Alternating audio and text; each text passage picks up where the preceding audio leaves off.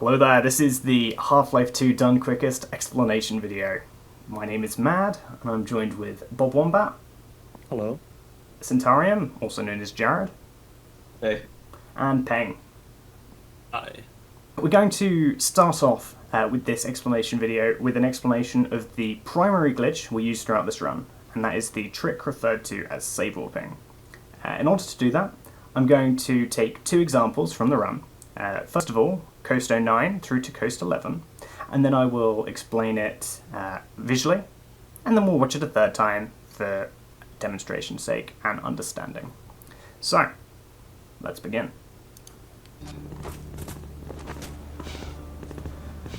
So we begin on Coast 09, and we get a boost off of this rock. We make a save there, and we then continue to the change level trigger. We load back, and then we save warp to 10. I'll explain the method behind that in a moment. We go to the end of Coast 10 and save warp to Coast 11. From there we continue in on our merry way. So what is the trick behind that? Here I have a top-down render of Coast 09, Coast 10 and Coast 11. We have our movement here. Like as said, we hit this rock over here and we create a save. As said before, we then continue to the change level trigger, and we load back to here. Effectively, when we save warp, what we're doing is we are loading our save during the change level.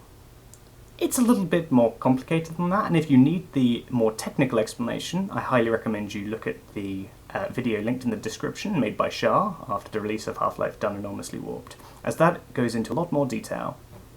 But for the simplicity, imagine that we are loading our save during the change level. What this does is it causes us to load our save on the next map. We return back here, and through this motion here, we save warp somewhere around here. So what that means is we have a movement segment to here, we then load to the change level, hit the change level, and then load back to here. From there, we continue on to 10, then come down on 10 again to the change level. We then set up the warp to 11. We load the change level, hit the change level, load the save, and that loads us on Coast 11, where we continue onwards. So if I bring that up again, just to visualize, you'll be able to see this is the red line, this is the blue line, back to a red line, back on the blue line, and we finish off on the red line.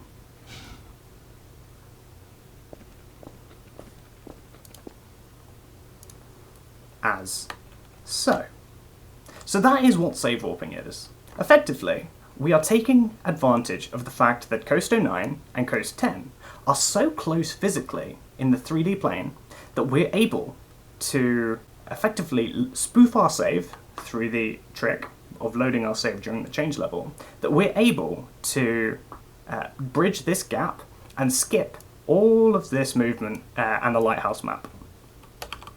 So that is save warping, and that explains a portion of this run. However, we now need to look at wrong warping. Whoops, wrong one. And if we go back to train station, we'll be able to see a good example of that. So, in train station 01, we need to find a way to get to the end of train station 05. Now, these maps effectively form a loop throughout train station. And what we do is we save load up, and then we wrong warp, and then do a couple of save warps to the end of train station 05. Now, I was talking about save warps earlier, but we need to introduce wrong warping. So let me bring up the maps for train station. So, here we are. We have train station 01. Let me make the brush size a little bigger. We have train station 01, train station 02, train station 03, train station 04, and train station 05. Now, in the run, we start here, and then we make our way into this area over here. However, throughout this section, there is no overlap, at least no visible overlap. Indeed, the fact is that throughout this whole loop, these maps don't actually end up overlapping one another. And the reason is that on Train Station 05 you go through the teleporter and that moves the player physically. Now, in order to make this trick work, we need to find a way of somehow getting from here to here. Or do we? In a save warp, typically we use what we call the correct trigger. So, if we wanted to save warp from Train Station 01 to Train Station 02, we would save warp using the 0102 trigger. However, in a wrong warp, critically we use the wrong change level trigger. So, if we want to save warp from Train Station 01 to Train Station 02, we do not use the Train Station 01 to 02 trigger, we instead use the 03 to 02 trigger. What that does is it actually causes the entirety of the map to move. And just like that, we are able to move Train Station 02 all the way to this position. I have a little marker for me to find it quickly. Now, instead of Train Station 02 starting over here, where it previously should have, it now starts over here. Now critically, because we then save warp after that, Train Station 03, 04, 05, they are all moved with Train Station 02. And so where there was not previously an overlap, there is now an overlap. So, roll it back, and we'll see it one more time.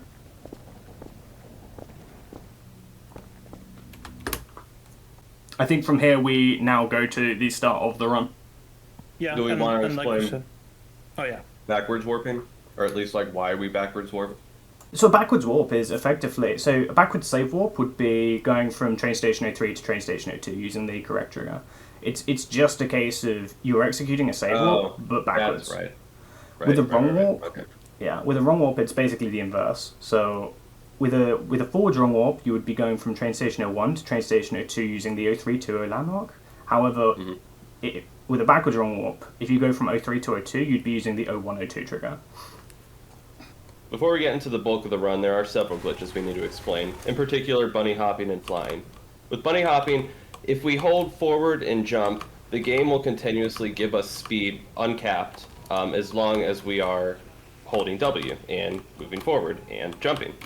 With flying, the radius to automatically drop a prop is non-existent in this version of the game, meaning you can hold props at your feet as long as you're holding it with your use function instead of the gravity gun.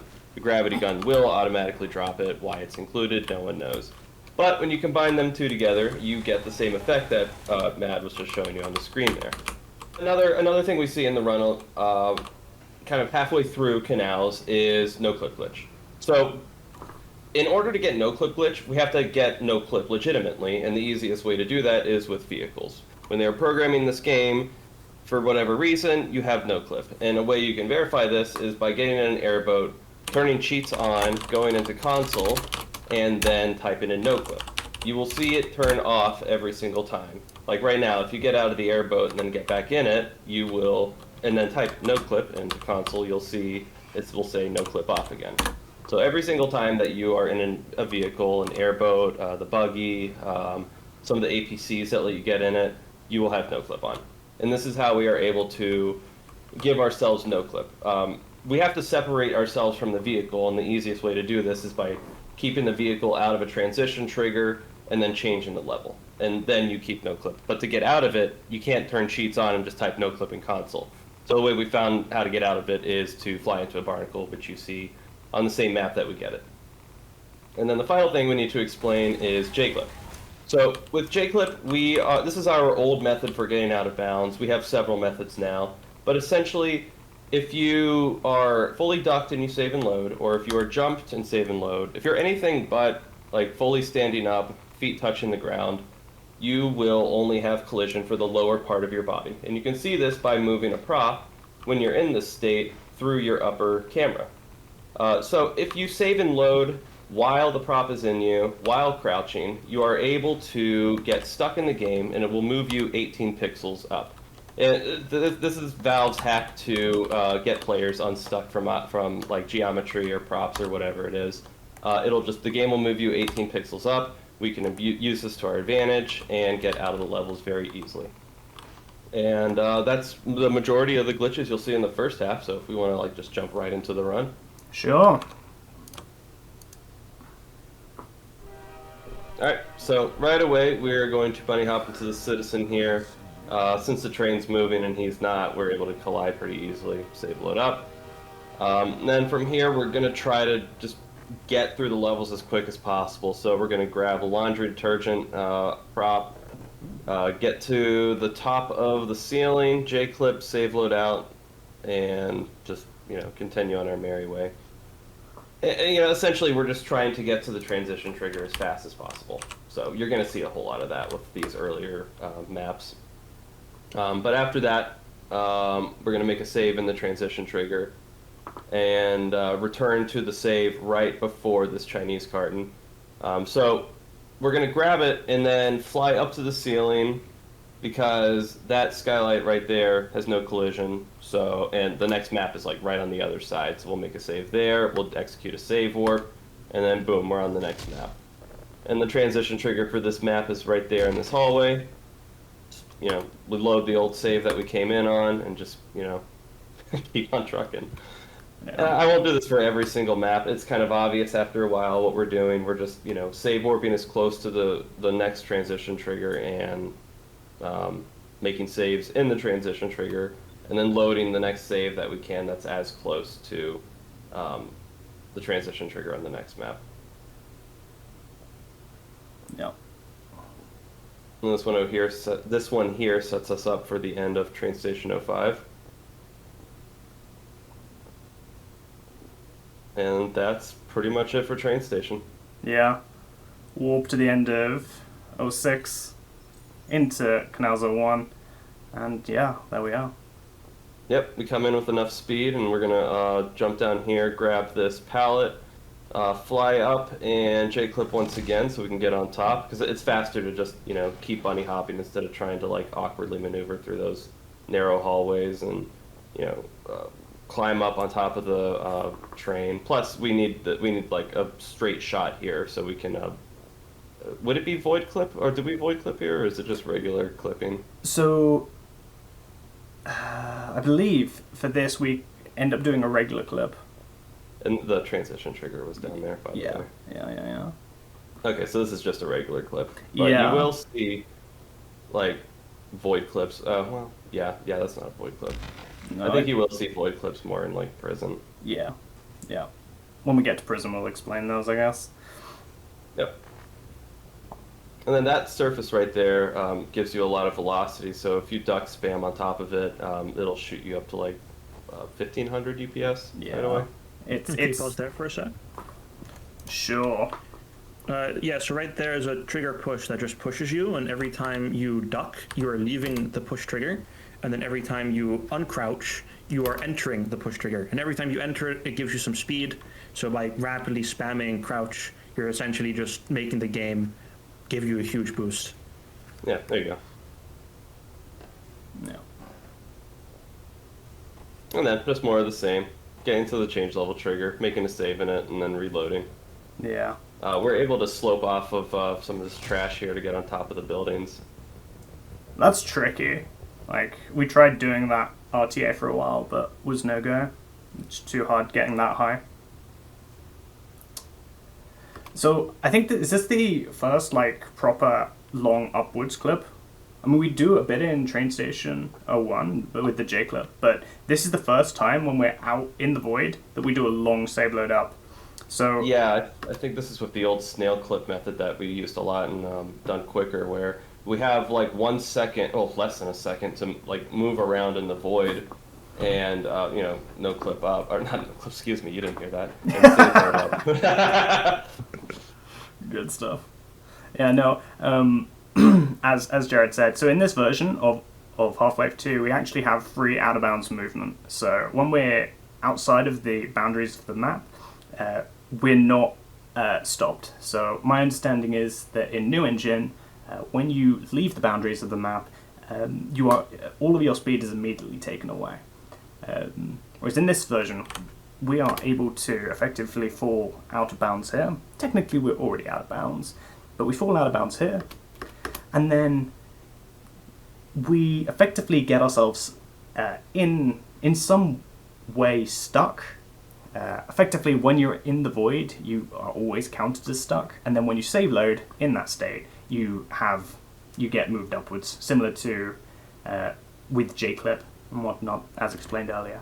So we save I load. think here it's more over like you can't really move in the void like sideways, but you can like keep moving down, and you have enough of an arc so that you can get under things. Yeah. And then like if you pause, you lose all of your velocity until you can pause. But for like that split second, the game considers you stuck before you start falling through the void again. And in that split second of when you like unpause and then repause and save, you're able to save load up.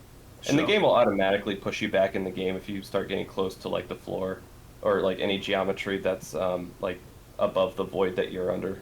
Yeah.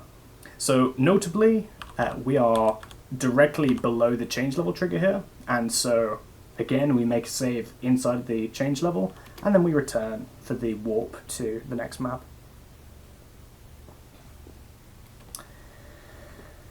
And someone mentioned in the chat as we were premiering this why we jump so weird out of bounds. The game tries to force you into a ducked position when you're like bunny hopping out of bounds. So like those are all like luck of the draw segments where those are the best that we got, where we kept as much speed as we could before the game automatically ducked you. Because you can't take advantage of the forward bunny hopping that you have while in bounds, fully standing up and bunny hopping forward. Because when you're crouched, you don't get that extra boost. Yeah.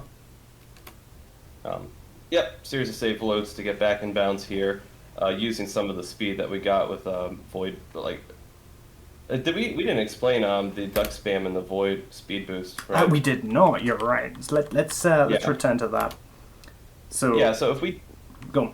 If we duck spam in the Void, our UPS, and when I say that I mean units per second. That's our like official speed unit. That will increase significantly. Usually, if more towards the down direction rather than the forward direction you're going.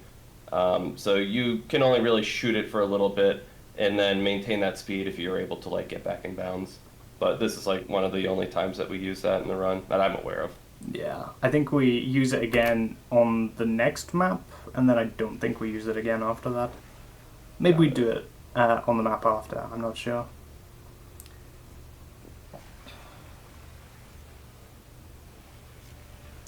The nice rock bounce there. Enjoy these inbound segments while you can.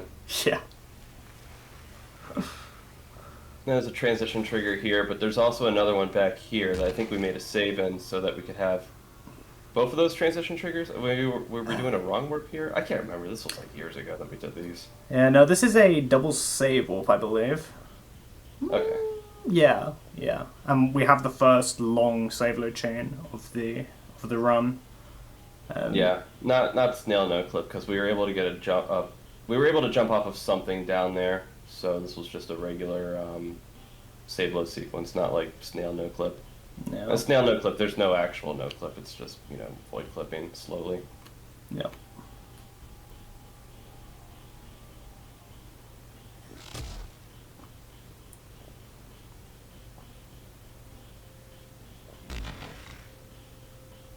And this is setting up for Canals 08, I believe. Yeah. Oh yeah, it's at the top.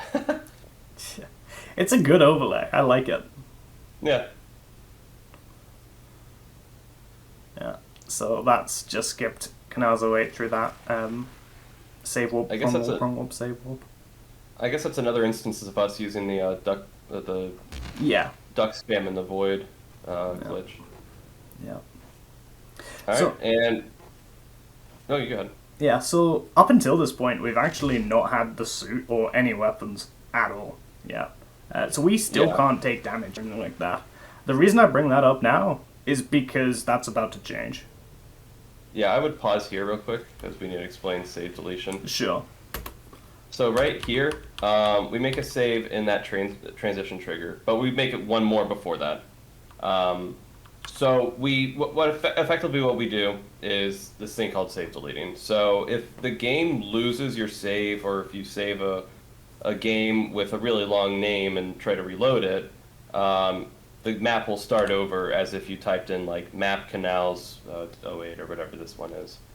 And you'll respawn with your suit and crowbar, anything that the game that you should have in the game up until this point. And if you decompile any Valve map, you'll see that you have like all this stuff above you, above like the player start. And correct me if I'm wrong. I'm not a mapper for this game. But we do that so we can. I'm pretty sure that's right. Yeah. Okay. But we do that to get in front of the airboat here. So what we're gonna do is we're gonna get in the airboat for like a split second, make a save in it, and then I thought we returned to the.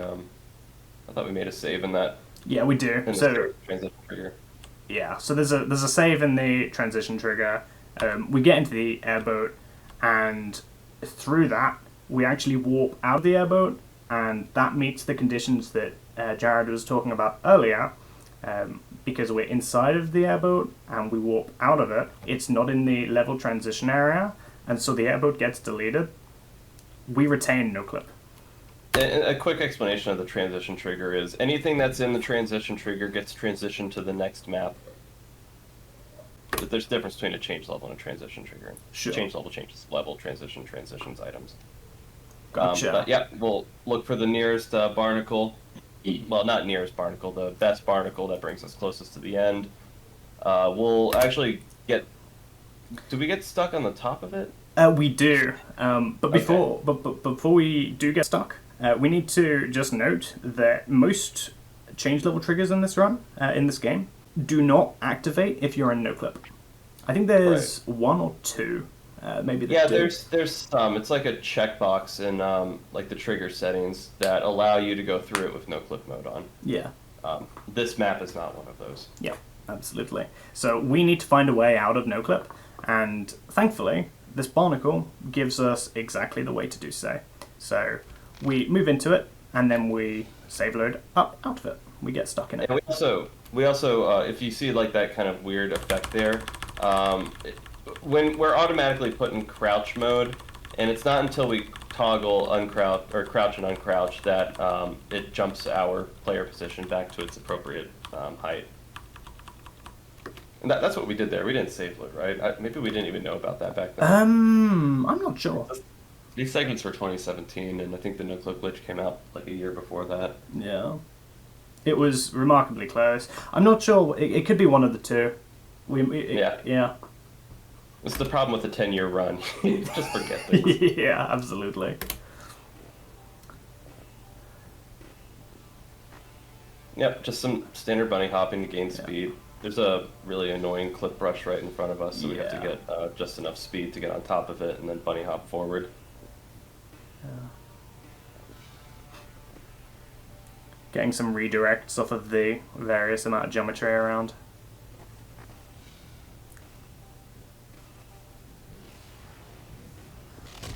And is this the first slope bug of the run? I think it might be. Yeah, maybe. I don't know. So much happens so quickly. It's the first one that matters, because after we save delete, we actually get the suit, and once we have the suit, it's not just about having the suit, but once we did that save delete, we're now actually able to take damage again, and so we need to start finding ways to avoid taking full damage. I forgot about the artificial god mode. You know, we technically found that like during Done Quicker, but just elected not to use it because like certain glitches wouldn't have been possible. But like in the early, like the first 4 maps of Half-Life 2, you're pretty much given artificial god mode. So like you can take as many bullets as you want and you'll never die. We have that on now that we have no clip glitch on because bullets just go right through us. Sure. But the artificial god that you have at the beginning is also immune to things like fall damage and other types of damage as well. Yeah. So, yeah. So we effectively perform a slope bug here in order to avoid taking damage. Correct me if I'm wrong, but is it a little bit like surfing? Yeah, it's the same mechanic. The game sees the wall as a floor, so it stops calculating your fall damage. Right. Or so I've read. You mean the other way around, probably? Like you never actually properly hit the ground when you're surfing on the side of a slope like this. Sure. Maybe. And because you never hit the ground, you just never get fall damage calculations applied to you. Yeah. I'm sure real surfers will correct us in the comments. I'm sure.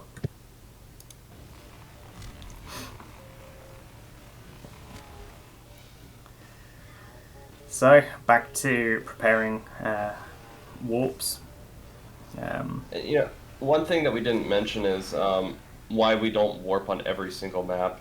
And that's because there's this really annoying glitch where if a prop ragdoll, like specifically prop_ragdoll, is welded to a piece of map geometry, and you try to warp from that map, it will crash. Because the game, I guess, doesn't know what to do or how to handle that error. Yeah. And I'm pretty sure that the stipulation is... Oh, is that Vladix's 1 second? Yeah. It's a good one. Yeah. Anyway, I forgot what I was talking about. In any case, if you've seen Done Enormously Warped, that's the reason we can't just do that and make this run even shorter. In fact, this is one of those examples. Usually we would love to be able to warp directly to the return trigger here. However, if you do that and hit the change level that we're trying to make a save for here, the game crashes. So Yeah, there's on the next map. There's a like a little small encampment of a Borgaunt cooking a head crab on like some skewers. And I think that head crab in particular is what causes the game to crash because it's like welded to a skewer. Yeah, its name is something like Head Crab Ragdoll Flambe or something like that. It's pretty good. That's funny. Oh, this segment was fun. Oh, that's hot. I just got this great segment. We were all struggling to get it, and he just shows up and gets this within like a few hours and sends it to us. Solved all our problems.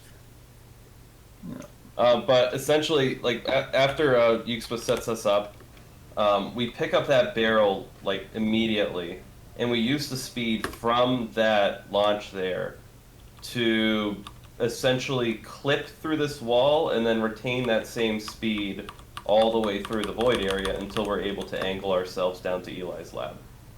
I think we're even building up speed there. Yeah. And that all that excessive like movement you saw there was because we set our FPS to 30.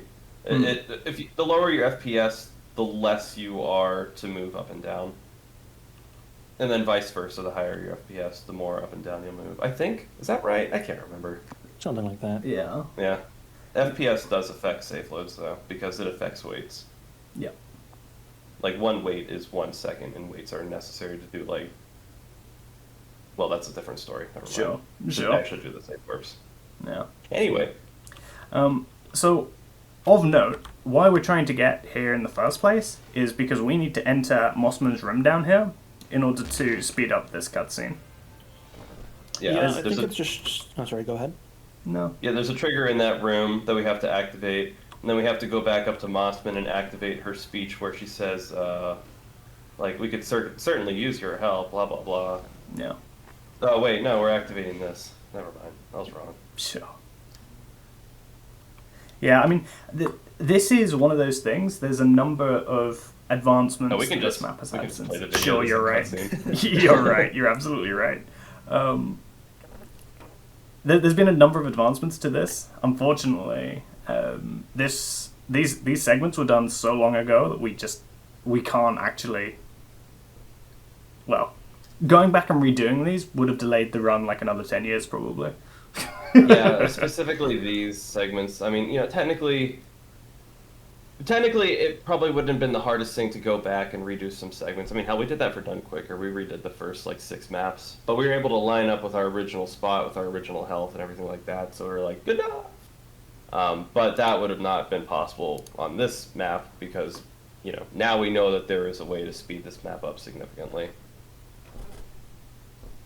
It's pretty important to note, this is one of the maps where generally in any Half-Life 2 map, at the end of it, there's a trigger, you touch it, you go to the next map. But in this map and a couple others, you cannot just go to the end of the map, touch a trigger, and, you know, go to the next map. In this case, you need the cutscene to play out far enough that Alex goes with you, activates the little, you know, keypad in the airlock, and then when the airlock closes, it'll actually send you to the next map, which is why we can't just clip over there and be on our way. Yeah. Yeah, it waits for one specific action, the door close action, to actually turn that change level trigger on. And it's the same deal with Prison 08. Like you have to wait for the like teleporter to start turning on, like where it starts playing that little effect animation, and then it teleports you to another room with that white flashing light, and then it turns that trigger on. Yeah. So here we have Eli's voice line of like, I think he beat your record, honey. I've seen a couple of comments on the video, but I think my favorite comment so far was related to the fact that Alex is also a speedrunner and is making use of the save warping glitch, which is why when Bob went into that little airlock room, she just appeared. Yeah, I love that. Yeah, and this is just using the Vortigaunt to get some health. Which, when we got the suit energy, we had no real plans for it at all, and I don't think we ended up using it until Probably the not. very end of Nowhere Prospect. It's cool though. How many So years you're did it gonna take see for 59. benefit? Dude, I think it took at least 2 to 3 years Yeah. before we used any of this suit energy. Because I think all of Eli took place in 2018. Took 6 months just to do this map. Yeah. Yeah. Oh, that's right. Yeah, Chili did this whole map from the span of like January to December of 2018. Yeah, I joined like right at the start of February. I think something of 2018, which is around the start of this map. And Yeah. so the first 6 months were just getting this map done. It's just all very right. finicky. When I say Jordan, I mean Chili and such. Yeah. We use first names around here. Sometimes. So now we're basically in a section where we're trying to fill dead time. We can't progress until the choreographed cutscenes have effectively finished. So we're taking this time out to prepare some save warps for the next few maps. The reason I bring this up is because typically throughout this run we load and then prepare the save warp. However, in this case, because we're trying to fill dead time, we have to prepare them here. Yeah. Yeah, and this is one to skip the first Ravenholm map, or at least get us to the end of the first Ravenholm Yeah. map. Yeah. This puts us right at the end of Town 01. Yeah. Oh, and this was a sick, grab. Yeah. Yeah, you grab the barrel, you briefly get stuck. I mean, you get stuck, your velocity gets set to like 0, like we said, so you can use it to avoid fall damage. Yeah, if you haven't noticed, props behave differently when you're in the no-clip glitch mode. Yeah. Like, if you stand on it, you go through it, or forget what the explanation is. Like, your camera stands still, but your player model doesn't. Like, it's always going through it because it doesn't see that as an obstacle. Yeah. I think Peng can probably speak to that a little bit. Yes, so the player in this game essentially has 2 bounding boxes, and when we are in the no-clip glitch, one of those bounding boxes doesn't have collision with props or physics objects. So when we go into a prop, the bounding box just... Wow, I completely messed that up. Wait. What I just said was completely wrong. No, we got Essentially- plenty of time. Yeah, especially since we're cutscening at halftime, too. Yeah. Essentially, you keep moving through props, but your camera doesn't. Here, Eli. Eli is trying his best to look up at Mossman, but she's up in like a different room, way up the elevator shaft. Yeah. We had a lot We of didn't comments really about account that. for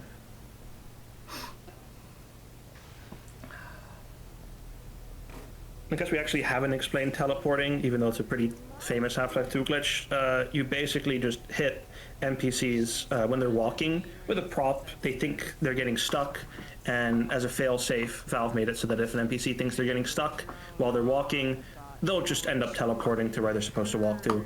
Sometimes, speeds things up a little bit. Yeah, it depends on if they're... Go on.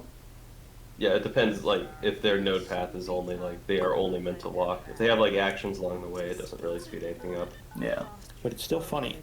There's a lot of stuck-based glitches in this engine.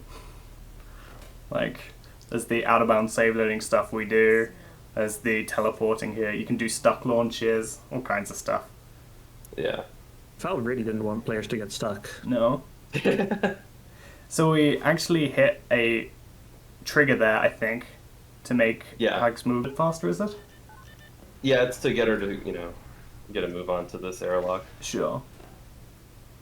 Yeah, and then this closing action is what activates the trigger. Once it slams shut, then bam, there we go. Yeah. So we effectively save load to the end of Elio 2 after warping to it. And then we save in the save level trigger, change level trigger. But if we like unpause there, would we have died? Oh, I guess not. I don't think so. And Yeah, okay. then it's a roll up, save up, and we're at the end of Town 01. And we're on Town 01A. So once again, we use the barrel, get stuck, don't take fall damage, get to the roof, Oh, and pause then here. just fly over. So if you bunny hop on angled surfaces like this at this like kind of an angle, you'll get like extra bunny hops in, so your speed will gradually increase a lot more. It's technically it's called collision boosting, which isn't really the most sane name, but it's what the Half-Life 2 and Quick guys called it. But that's why we get so much speed off of just bunny hopping off this roof here. No. Then a sick chili surf. And that's it for me. That's my last segment. Is it actually? Oh wow! I hadn't thought. Yep, this Wow. is my last one. Yeah, I mean, this area of the run was definitely one, I think, where we ended up, getting stuck for a while. Yeah. People get busy and all that, which is part of the reason this run took 9 years to come out. Yeah, Chili and I both had real life things that took over. I think it got stalled right around here. Yeah. There's a it got couple of stuck places. for a while. I think around Coast 03 is where Chile got busy, and Oh. Jared had already stopped. I think at this point, like you said. Yeah, that was long gone. And I think there was at least a good half a year. I don't know exactly how long. I haven't gone and checked. But this was actually, I think, a point where we considered being okay, do we just release what we have? Nothing was getting done for a good year until eventually David picked up the run, joined with me, and we kind of continued it for a while. I checked the cloud or the Google whatever box, Google Drive. I think it was from December 2018 till April of 2020. Whoa. I think. Jesus Well, Christ. let me sanity check that. I just wanted to point out here that we land on this box and we have an instance where we're quick clipping through the box, and that gives us way more speed than we otherwise would have. I think that's the case anyway. Who knows? This think we explanation tried video could be a messing. bunch of disinformation. I think we know what we're doing. I think. Say it again, Bob. I think we know what we're doing. Probably. Hopefully. Maybe. Perhaps. I don't. That hop on the branch there is so good. Yeah, there's some really nice movement. I Yeah. think one thing that can just be pointed out globally for a run like this is because it's segmented. Practically every second you see, look at least an hour, but usually multiple hours, sometimes for multiple people, to just get the perfect segment to actually move on. Good example is actually right here, Yeah. because this was a really hard strat.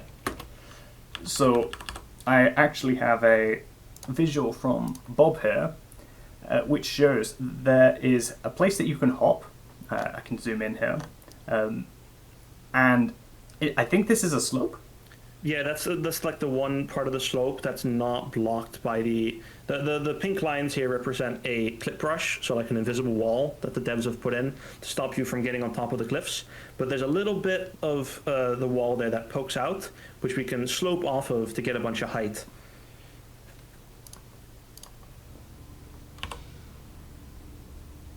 And that's how we get on top of the cliff. Yep, it was Coast 03. So from May 2019 till April 2020, it died. Whew. Yeah, so that's the kind of situations we got into sometimes. Well, this is one of the few inbound maps, and it's pretty nice. Yeah, I think we did a pretty good job for the inbound segments. Yeah. I say as my name appeared on screen. It's okay to be a little vain. So, oh yeah, we have a out of bounds thing here, and then we perform an edge bug here. Yeah, which has universally been in, I think, the past 3 speedruns Yeah. of Half-Life 2 on our channel.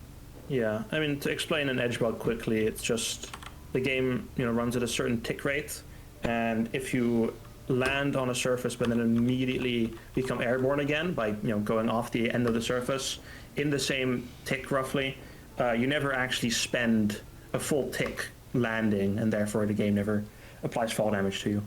Yeah. It's very precise, but, it's very handy as well. This is probably one of the better segments, like showcasing save warping there, because you can see us cycling through. There's Coast 05, and then here's Coast 07. Yeah. Most of the time when we do save warps or wrong warps, you just see flashes of white or black of the void. So it's nice to have actual like landmarks that we can reference from. Yeah. Or well, for the viewer to reference from. Yeah. And it's a shame that we don't have any equivalent to like ABH for this game, because no matter what, these are always going to be slower. Like the Coast chapters in particular are always going to be slower than New Engine. Yeah. I mean, maybe we beat any of like even Dwamov's time in this run for Coast? Any of the Coast maps? Sure. I mean, I think Coast 05, the ones that we save warp through, I imagine we did. Oh, okay. Yeah. Maybe like Coast 12. Yeah, but for any map not where Coast it's 12. just us jumping for a while, it's generally slower in the old versions of the game than the new versions of the game. It's really save warping that equalizes us and let us get a time this fast. Yeah. Yeah. Yeah, like surely this map is faster. Yeah. Surely. When you're able to just go more or less to the end of the map. Also, this slope bug here is criminal. Like, Oh god. Yeah, it's Rain. how Rain found that, I have no idea. Rain got a bunch of good movement segs in Yeah. Coast. Seriously. Yeah. Huge props to Rain. But, yeah. I really like this alternative to just going on the sand, because there's so much slopes and you get a lot of airtime if you just bunny hop on the sand alone. Yeah. And then this whole part was just sick as hell. It's very nice movement. And another slope bug there. And we go through the displacement easily because we were duck spamming through it. Sure. The displacements aren't as bad as they are in New Engine to get stuck in Old Engine.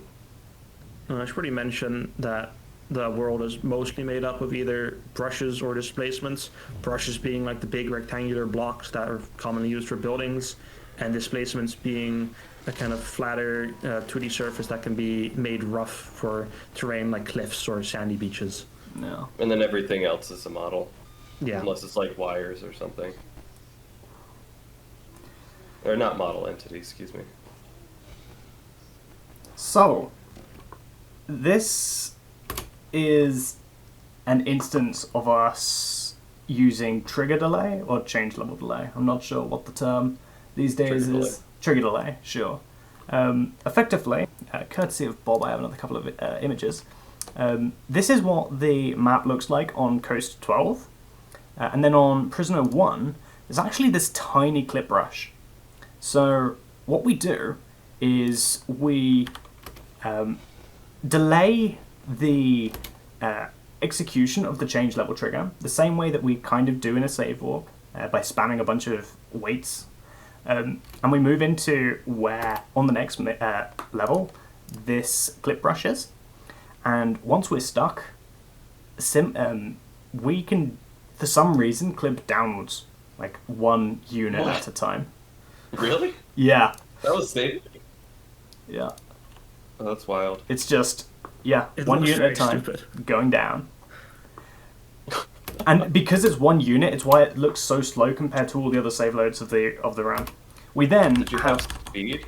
no, it was just a case of we were stuck and we had 1 unit going down. We then have awesome. a very slight movement here where we move to the right, and then we save load back up, where we're actually in a brush.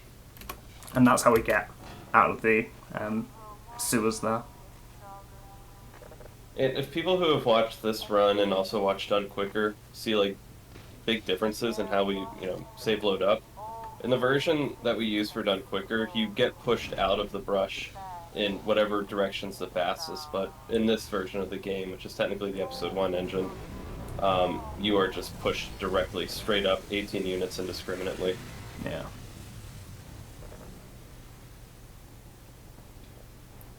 This is just a J clip. Yeah. Right? Or No, at least it is. It will be. Yeah. First of all, we skip into the end of Prisoner 2, and then we perform the J clip. So we have a save right for the 0203 trigger. That's that save there. And then we perform the J clip that you're referring to, which puts us on the top of Prisoner 02, and then into Prisoner 3 at the end. And since we have no clip glitch on, like, save loading back in bounds is relatively easy. Yeah, usually if you're out of bounds and you try to save load out of brush, you can't. But if you have no clip glitch on, then yeah, you can. So this is some... go on. No, you go ahead. This is one of the long void clips of the run. There are other ways of doing this map, but I couldn't come up with one that was suitably fast for our methods, so I save loaded this.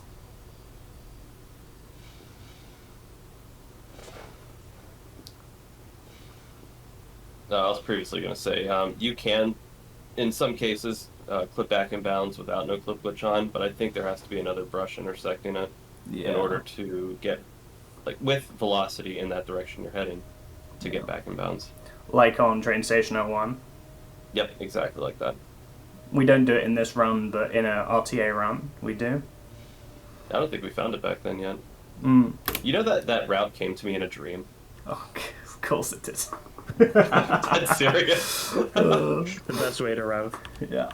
So we save load directly into this section with the turrets because we want to mess with the choreography of this sequence. We can grab this turret and then the other turret, and then save load upwards. Once the two, You need to grab both. yeah, you need to grab both. Once you've grabbed both, the Combine actually breach the sequence, and that begins the next phase of the cutscene. If you look at the teleporter, well, I mean, you can't like look at it now, but if you look at the teleporter while this is happening, you'll see that it's moving down slightly. Yeah, well, just take my word for it. It's moving down slightly. Oh, it's moving up slightly. Sorry. It moves down slightly in its normal phase.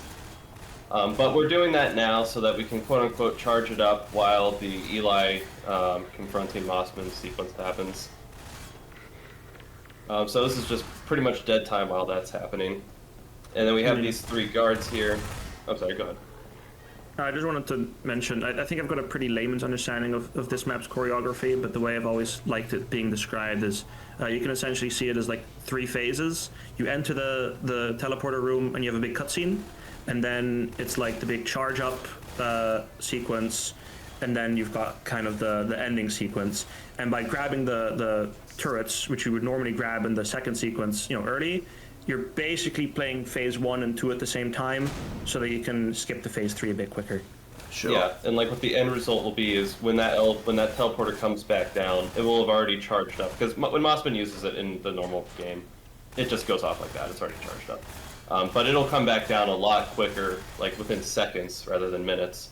And then we can just go back up to the top, and then there we are at the end of this cutscene.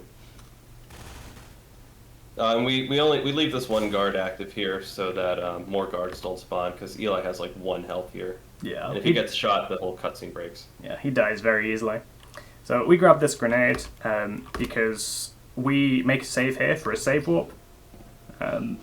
Again, similarly to on Eli, I point that out because usually we prepare the save immediately before we do it, but here we're filling dead time, so... Yeah. As you can see by Guac's upcoming dance. Yeah. Yeah.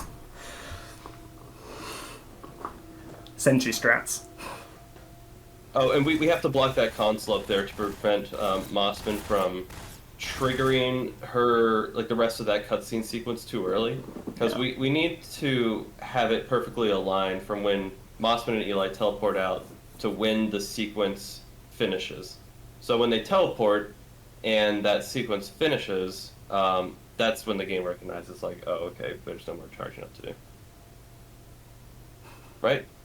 Something like Something that. like that. Okay. It sounds good to me. I don't know if it's true, but it sounds right. I think the game also, they'll just sit there forever. Or either that or the teleporter will sit at the top forever. But now we'll see it, like, you know, speed all the way back down. Yeah. Usually you have to wait a long time for it to come back down, but... Yep. I mean, if you ever want to get a headache, just open one of these maps in Hammer and try to understand all the choreography and like the scripting for how the cutscenes work. Yeah. Yeah, God, I bet this was a nightmare in 04. 03, I guess, when they made this. I guess it could have also been 04.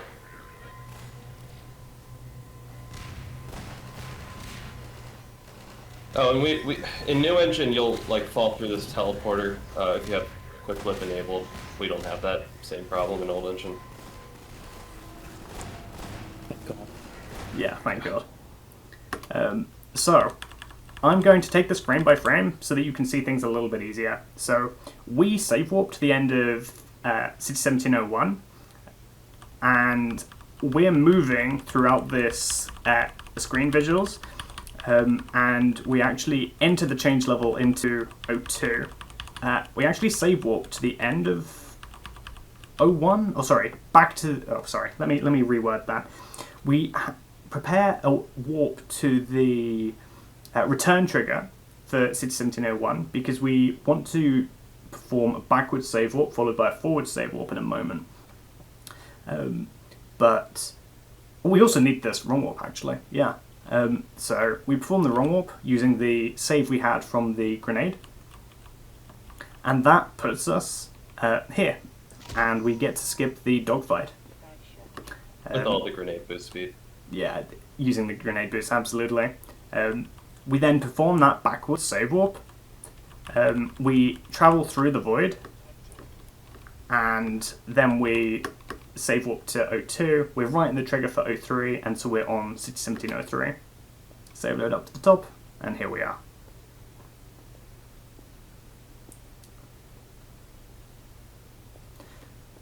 So I had no idea until I watched the cutsceneless run that you could go further around and land around. There's actually another way through here.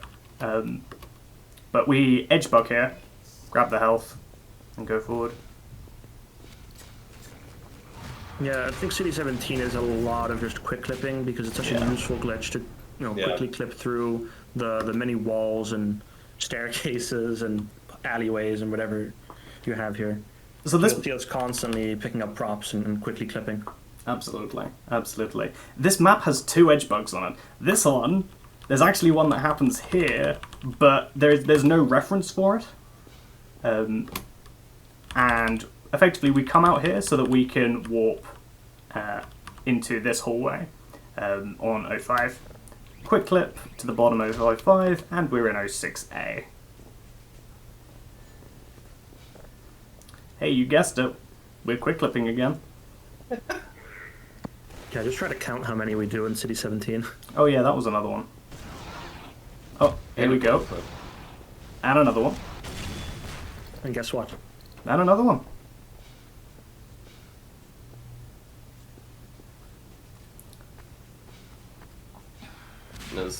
What? Was that the standard RTA route where you're just kind of going through the void and landing in this hallway? Yeah, more or less. Okay. Although we do it from a lot lower in this run, and we save load up. Okay. Usually in RTA we would save load to the top of... let me see if I can find the frame that I'm looking for. One of these frames will be the one I'm looking for. I'm sure one of these frames. Okay, we'll go forward. We'll go forward. usually we would Oh, that's right. Yeah, Go you to would the go top to of the this top building. of those buildings, but you just duck spam through the void and you end up in that hallway. Yeah. Maybe you could just do that. Was that harder to do? No, this is easier, but the problem is we're a lot lower, so we have to save load up. Oh, ew. Yeah. Right, okay. So for RTA, where we care about real time, it's not good. Yeah. So, City 1709. That was a quick flip, by the way. It was a quick flip. Yep. Bob. Oh yeah, so on this map, it was actually quite a struggle to find a good route, but we just barely managed to get enough height off the edge of that crater to get over what looks like a pretty small hump, but is actually like a pretty tall clip brush that's on top of it, which when I actually ended up checking the save that got over it, I think we ended up being above that clip brush by at most like 10 units or something. Wow. And for reference, Gordon is like 64 units tall, so we just barely managed to, in a couple, hours of trying, get over that brush with some decent speed, Yeah. which was a lot harder than it looks in the actual run.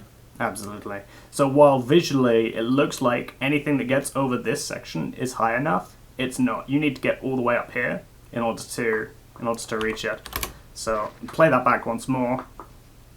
Over the crater, nice and high, and then hey, a quick clip. So this right here might be my favorite part of this run.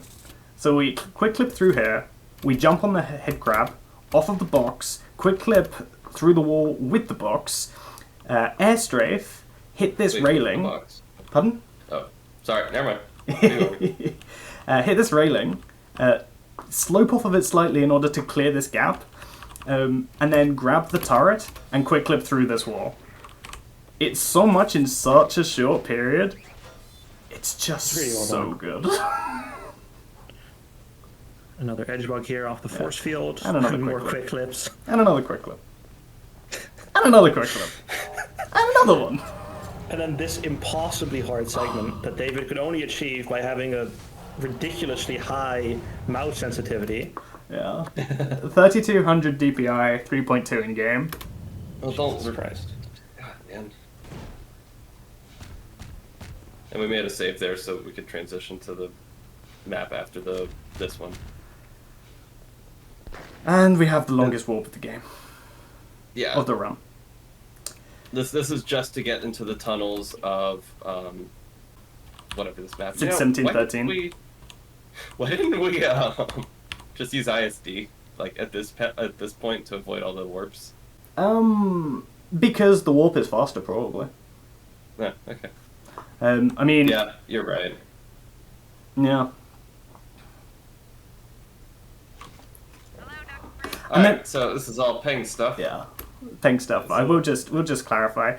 The amusing visual here is that immediately after the warp, we warp back to coast. Like, that's what I love about this render. Everyone's like, did Gordon just wake up?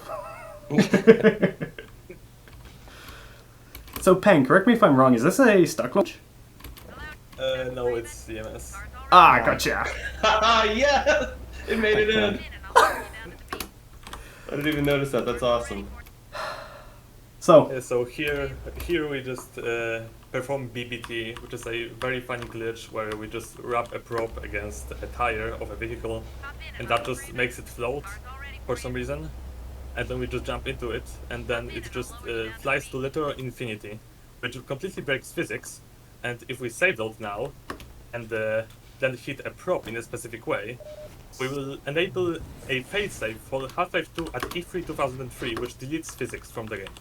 Before we did the setup for ISG, and here we just plant a couple of probes while physics is completely broken, and that's what activates the failsafe. And this essentially gives us a state very similar to the quick clip, which is achieved via the no clip glitch area, where it allows us to just clip through walls instead of just ceilings, and it also allows all physics objects to pass through everything. Yeah, Which so we're is- not the only ones clipping through walls. Sorry, I sure. didn't mean to cut you off. So I'll run Citadel back again, just for that sake. First damage boost of the run in Citadel. Took I us a think while. like also our first use of a weapon. Yeah.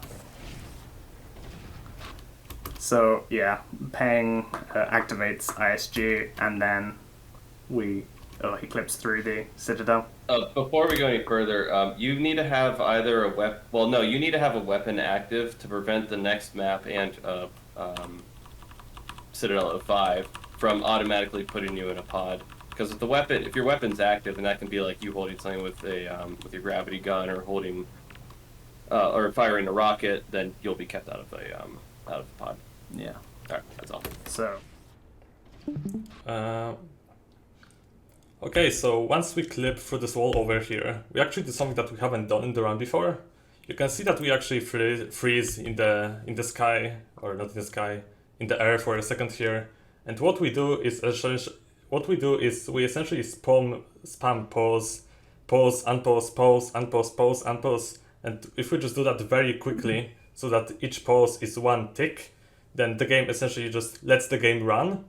So everything runs except for the player movement. So we are just stuck in air, and we are able to throw this grenade and then pick it up with the gravity gun. The reason why we need to do that is because we need to hold a prop while we are entering this specific map, because if we don't, then the game will just put us in a pod and we will be forced to wait for a cutscene. And I'm gonna edit this out. So what we have essentially here is this is what this map looks like from the side. This is the player. This is where we are with the grenade, and this is a transition trigger which we need to be in order to enter the next map, and this is the change level trigger to the next map. And what we essentially do here is we throw this grenade, and you can see that I intentionally go back. You can see that I intentionally, right before the transition, I flick my mouse upwards, and we do that because this grenade needs to be inside of this trigger when we switch maps, because if it isn't, then it will just get deleted and we will be put in a pod. So when we transition maps, we are essentially in this position, and then if we just switch to the next map, you can see that this puts us over here. And you can see here that this actually puts us in a very fine position where a corner of the player is actually stuck inside of this platform, and this allows us to essentially explode this grenade and then use this velocity to clip backwards through this platform into a wall. So after that, we have to actually wait a bit, sadly, because whenever we do something like that with a grenade where we are stuck in an object and we use it to redirect our velocity, the grenade will actually keep existing after it has already exploded.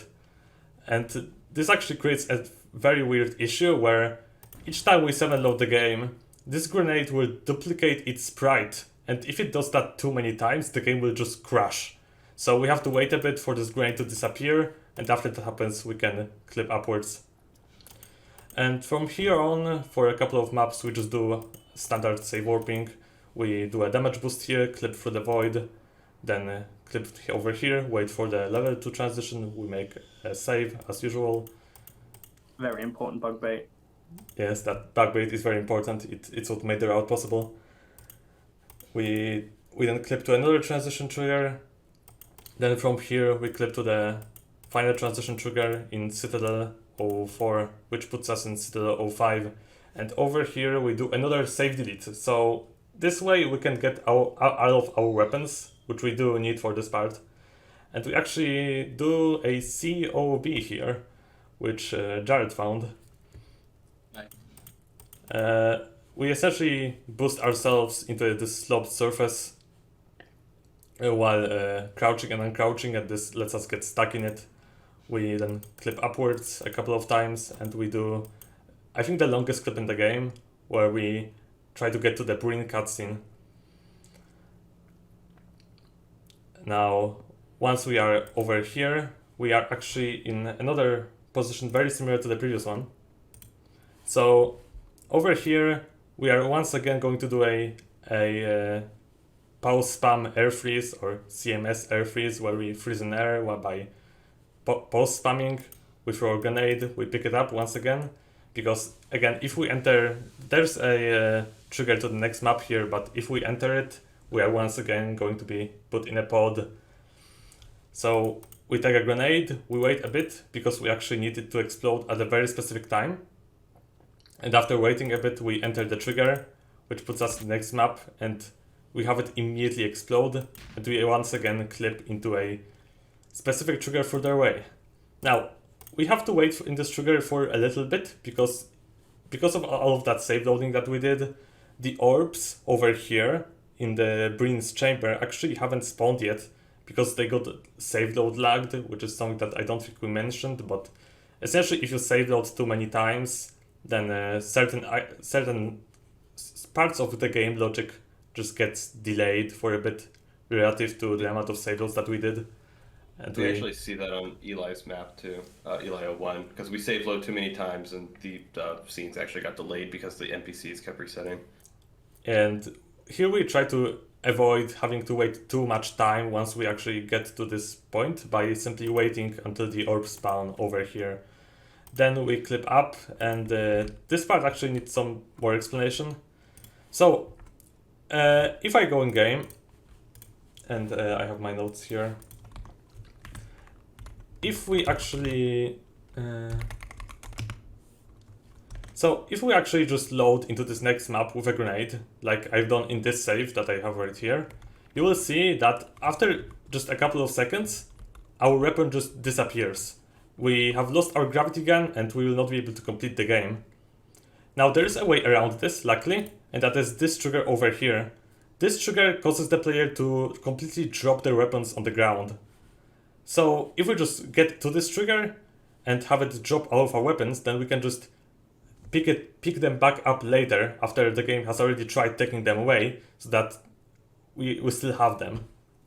So if I go into another save over here, and now I use no-clip to fly into this trigger, then you can see that I have dropped the gravity gun. And now I can just come back up and come pick it up. And there we go, we have it. Of course I was using no-clip here. We are not in the run. In the run, we do a save load clip over here, and we actually are stuck in a very specific way, where only the bottom part of our hitbox is touching this trigger. This is because if we try to get out of this trigger by save loading, the game will actually think that we are still inside of it, because that's just how it handles save loads with triggers. So the way we actually get out of this trigger is by crouching, because whenever we crouch, the player just kind of pulls their legs up. So we exit this trigger via crouching, and then we actually set our FPS to 30 for this next clip. So if you were to just clip straight up over here, we would end up in this room, which is inbounds, which is bad, because we want to get the end as fast as possible. So what we do instead is we set our FPS to 30, which actually makes save loading behave a little differently. So it will kind of push us out horizontally into the void, which allows us to later do this circle strafe over here. So we clip to the trigger. I actually pick up the gravity gun with my hands. I am holding it in my hands right now over here, except we are not actually picking it up, it's just in our hands. So we wait for a bit, then we crouch over here, we clip up, we do a quick circle strafe in order to clip sideways, and also pick up the gravity gun which is in our hands at the same time. This lets us clip up through this narrow beam. And that's pretty much it for skipping Breen. After this, we just make our way to this cutscene room, and since the orbs have already spawned, we are able to immediately use them to end the game. And that is pretty much it. There's only one more piece of tech over here, which is slapping. Slapping is something that was found in a new engine a while ago, and it essentially allows you to save and load the game and pause, and just to prevent NPCs from doing certain checks in cutscenes. And here we use that to prevent Alex from running a check for whether she is in a cutscene or not, because if she is, or if she can make it to Gordon, then she actually won't let us end the game. But by doing those slaps over here, we actually prevent her from doing that, so she starts the end cutscene immediately and the game ends normally. And that's pretty much it for me. I think that's pretty much it for everyone. Yeah, I mean, thank God. Run took way too fucking long to get done. It was a journey, but hopefully the next run from SourceRuns isn't 10 years, but don't hold me accountable for that one. Hey, we still have the task, which is actively being worked on, as far as I know. But don't jinx Yeah. it. That's probably a 2040 thing, huh? Yeah. Yeah. Coming 2043. Yeah, each release takes like twice as long. Yeah. Well, I guess that's it. Yeah. We did it. We did We it. did We it. beat the game. Pretty quickly, I might add. Yeah. Oh, yeah, it's been only 9 years. But I really enjoyed being a part of this run. It was a lot of fun, and I learned a ton. Yeah, I'm surprised to see it actually finished. Yeah. Frankly, it like died I don't know how many times and like had all these revisions and now it's finally out 9 years later. And maybe in a few days we'll find another glitch that'll start Half-Life 2 done quickest 2, whatever the next one will be called. On Done quickest. quickest. Yeah, that's the one. Yeah. There you go. No, if honestly, it's the ragdolls. If we fix the ragdoll crashes, this game is sub 10. Well, that, and if we can find a way to like just execute triggers Well, without yeah. an NPC needing to execute it, I mean That'd be great. that's the real ender. So, Uh, Bug Bounty. Great outro. Yeah. Made Yeah. that old. EL did a fantastic job on this. Yeah. One thing I want to point out about this intro, he pulls out this notepad of like notes, and I tried my hardest to find that because if this run ever does numbers one day, I'm gonna sell that. Nice. Yeah, that one. Yeah, I mean, you apparently had things quite routed out. I distinctly remember, I joined this run in 2018, but I kind of only did any routing for it later on in City 17, and I did not have things planned out that far ahead. Yeah. Yeah. I think David and I, for a good chunk of this, were just trying to make do. But I'm pretty Yeah. happy with how it turned out. Yeah, I I only Go on. yeah, I only had it routed out because we were just off of the heels of Done Quicker finishing, and like that was like that route was hot off the presses, so we still had it in our minds of how we wanted the new run to go, because Sure. honestly Done Quicker wasn't my favorite run. A lot of snail no clip, Yeah. but like what you guys did with this run is unbelievable. You say you guys. Like, come on, bro. I can't take credit. This was 8 years ago. Yeah, I mean, this run definitely saw like at least 2 distinct generations of Source Runs people taking over and keeping it going. And like we said, it stalled a couple of times, but we ended up picking it back up, getting it finished, and now you guys can watch it. Yep. Well, And thanks for watching it. Yeah. yeah. Thanks. Tell your friends. Show your parents.